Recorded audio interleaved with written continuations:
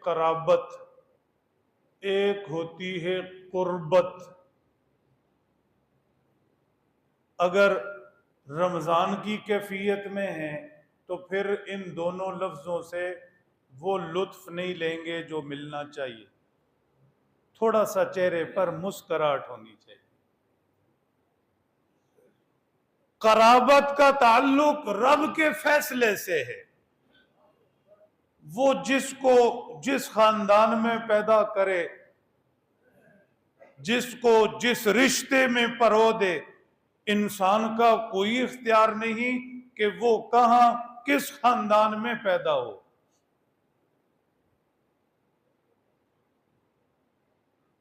اللہ جل شانہ نے قرابتوں کے لیے مختلف لوگوں کو چنا ہے۔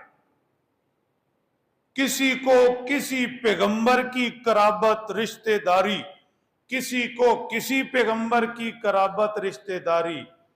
اللہ نے اپنے حبیب کی قرابت کے لیے، رشتوں کے لیے بھی لوگ چنے۔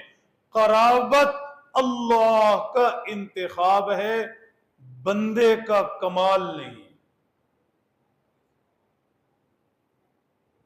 دوسری چیز ہے قربت، قریب ہونا۔ قربت بندے کا اختیار ہے، قربت بندے کا اختیار ہے۔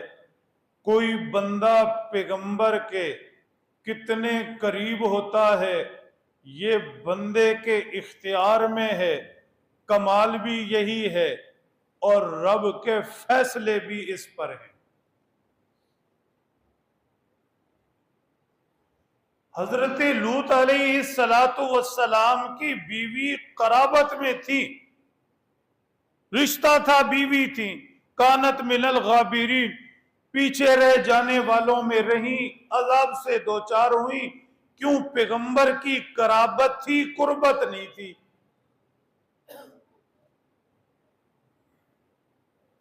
سیدنا ابراہیم علیہ السلام کے والد، اب والد سے زیادہ کس سے قرابت ہوگی، رشتہ ہوگا، لیکن جب دعائے مغفرت کی اللہ نے اصول طے کر کے اتارا، وَمَا كَانَ اسْتِغْفَارُ إِبْرَاهِيمَ لِأَبِيهِ إِلَّا عَن مَّوْعِدَةٍ وَعَدَهَا إِيَّاهُ فَلَمَّا تَبَيَّنَ لَهُ أَنَّهُ عَدُوٌّ لِلَّهِ تَبَرَّأَ مِنْهُ۔ ابراہیم کا والد کے لیے استغفار